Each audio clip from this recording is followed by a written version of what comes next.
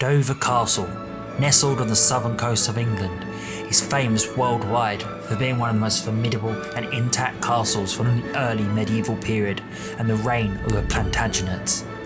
This is a royal bloodline that still rules today within the British royal family and the elite classes of Great Britain.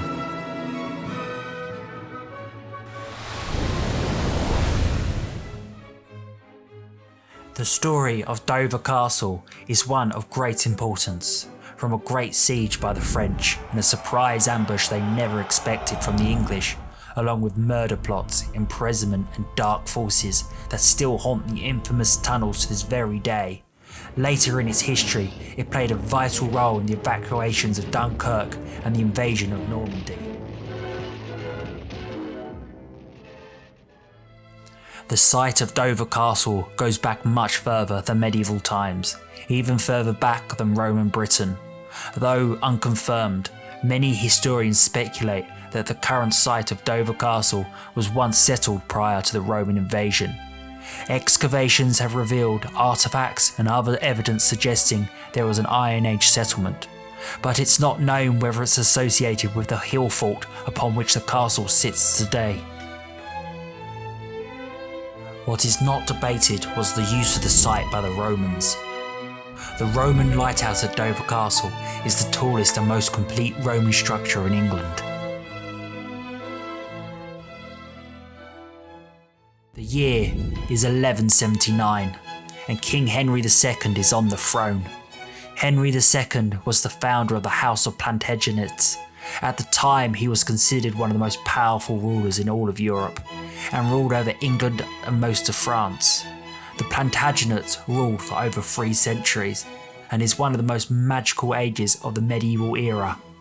Some of the most famous medieval stories we know today come from this period.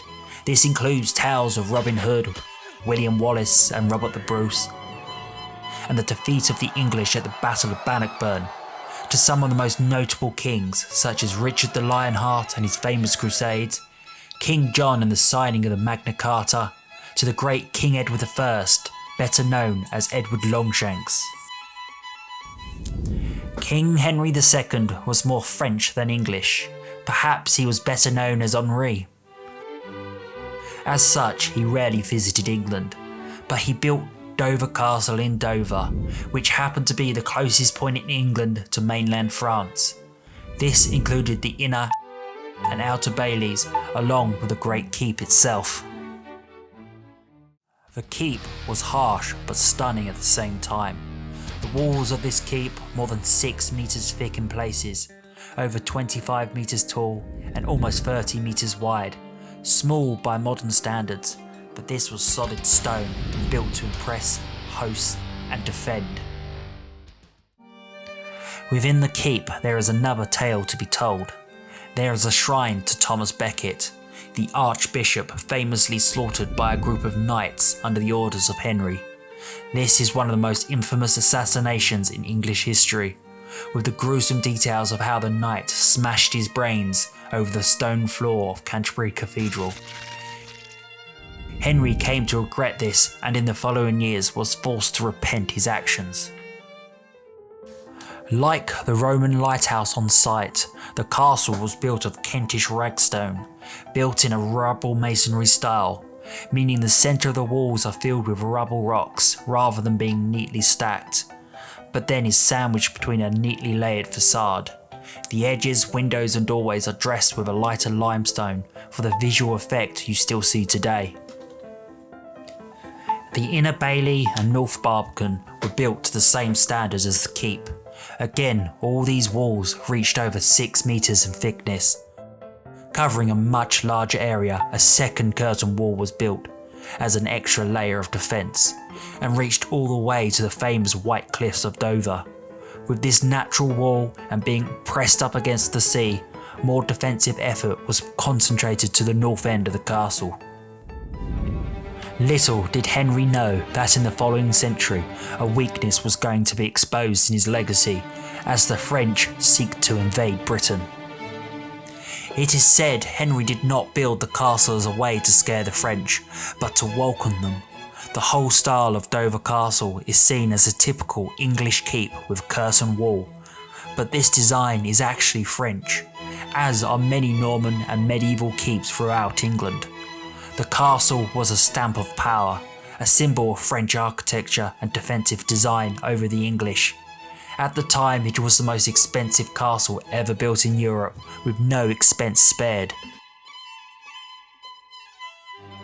It is not until 1215 that the defences of Dover are completed by Henry II's son, King John. By this time, the outer curtain wall was around a mile long. King John is famous for being the worst king in English history, often portrayed as a villain in tales of Robin Hood, as he is infamous for raising unfair taxes to fight pointless wars. This is also why the name John has never been used again for a monarch. John's actions led to the Barons' War, where barons or powerful landowners rebelled against the king. To counter the rebellious barons, King John devised the Magna Carta in 1215, the document that underlines all modern-day rule of law in the Western world, from England and Europe and even the US Constitution. In reality, this document was made as a peace document so John could prevent his barons from uprising. But England still erupted into civil war. The barons knew they had no chance against John's forces. This led to a strategic move where the barons invited King Louis of France to invade Britain, and they began with great success, having taken Winchester, Rochester, London and many other key locations throughout southern England. But one key location remained in the hands of King John, Dover Castle. King Louis marched upon the castle with his army and proceeded to batter down the castle walls with his siege weapons. Positioned north of the castle, he hurled rocks via trebuchets and catapults towards the northern defences. Much of the northern gatehouse crumbled, yet the defences held. A new plan was devised by Louis's forces. They started to dig tunnels through the White Cliffs to bring down the foundations of the walls.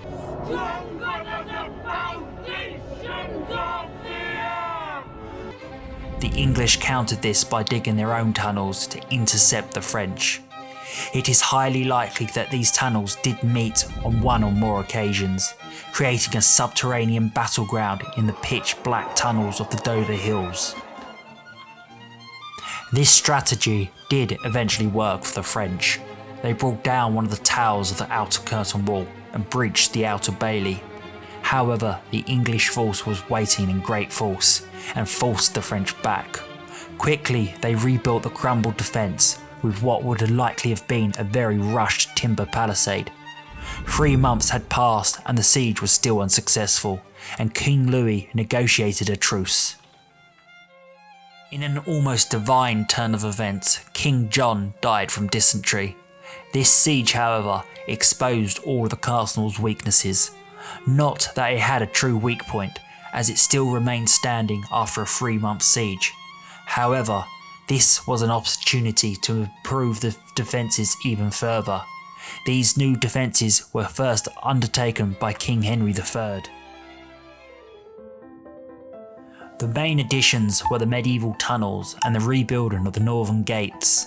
These medieval tunnels allowed the defending army to surprise an attacking force. Dover Castle is managed by English Heritage.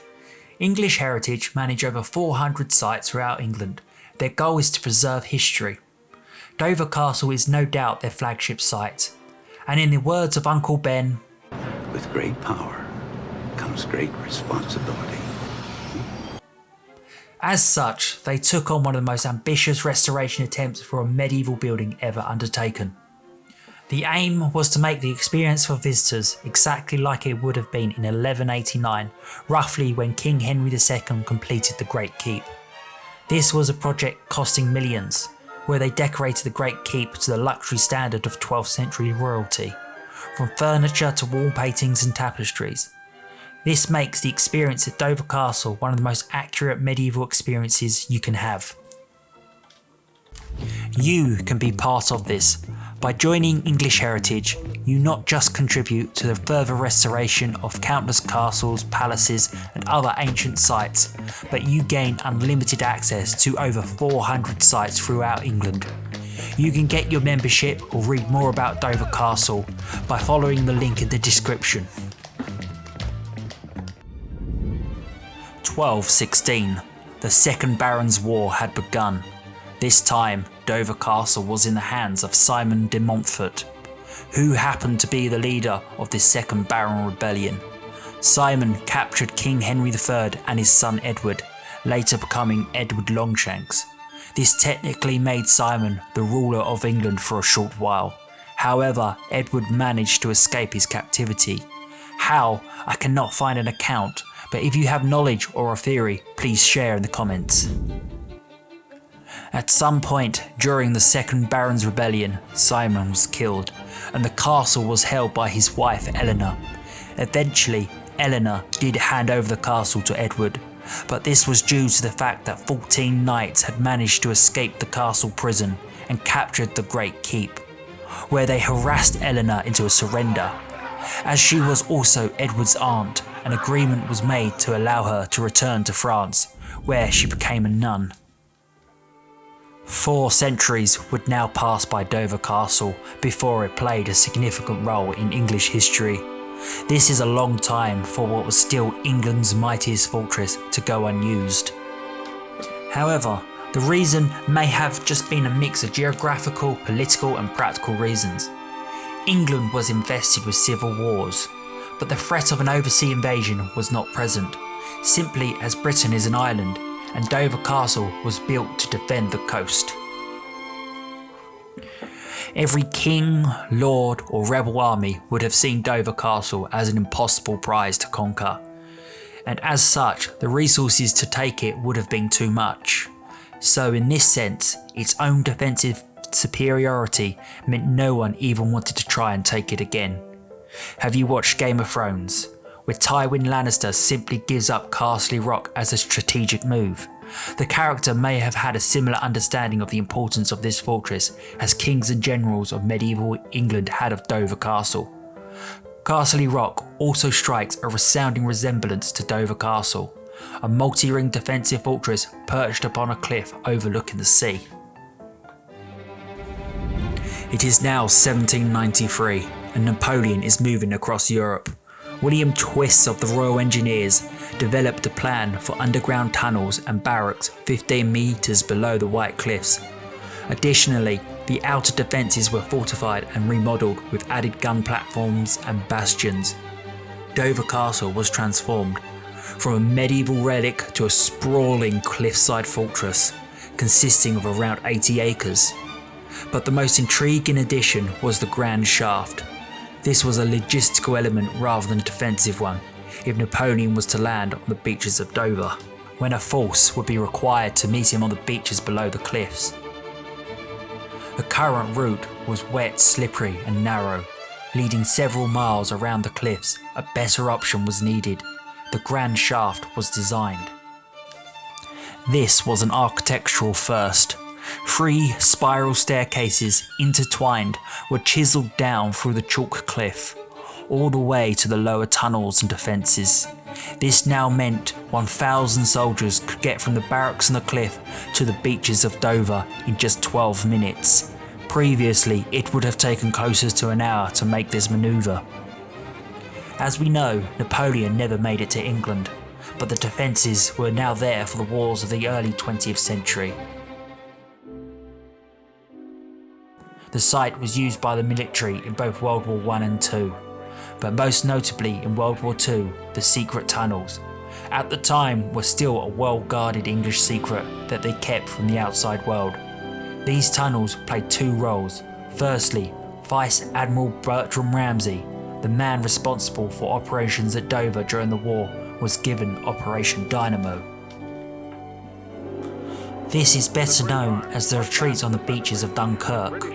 Although technically a huge military defeat, history sees this as one of the greatest operations of salvation and bravery. English and Allied soldiers swarmed the beaches of Dunkirk in an attempt to escape the Germans. that were now in control of France. The Germans ruled much of the sky and were bombarding the beaches hourly. Assembling a fleet, Ramsay had hoped to save 35 to 45,000 men.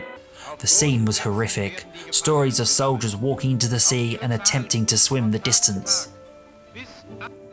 Ramsay didn't have enough boats to save the hundreds of thousands of troops still on the beaches.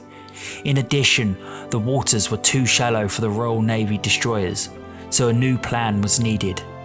Ramsay commissioned around 700 small boats from the local harbours around Dover, many captained by civilians.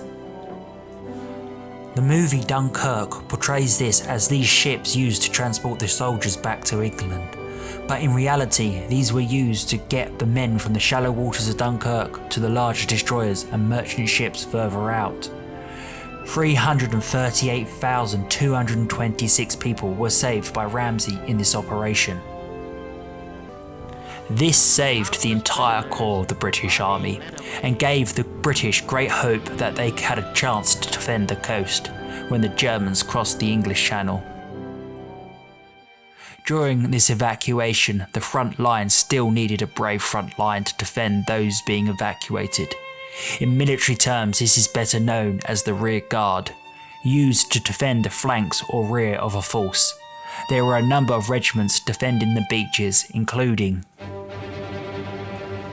the Sherwood Foresters, the Warwickshires, the East Lancashires, the Coldstream Guards, the Green Howards, the King's Own Scottish Borderers, and the Royal Ulster Rifles, among many more. It was the French rear guards that made the final sacrifice as the final boats were leaving. 4 battalions of French troops died in a final counter-attack along the line defending the beaches. With Dover Castle now on the front line, Admiral Ramsay expanded the tunnels even further and created communication rooms. These were top secret tunnels used to create dummy orders to confuse the Germans in the run-up to the landings at Normandy. This even included fake landing vehicles to create a greater illusion.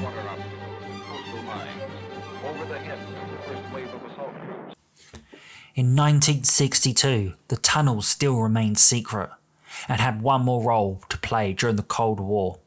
The tunnels were turned into nuclear bunkers, built to house the core of the UK's operational government in case of a nuclear strike. However, they quickly discovered that radiation would have leaked through the white chalk cliffs in the worst case scenario. Today, there are still areas partially restricted to visitors. Why? No one really knows, but is only granted permission under special circumstance.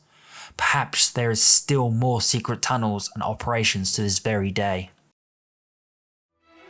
This is Corfe Castle, where the story of Lady Mary Banks stands as one of the most odd-defying battles ever, where a mother along with her 6 daughters defended this castle from an army of 600 men. Click the next video to watch this story now.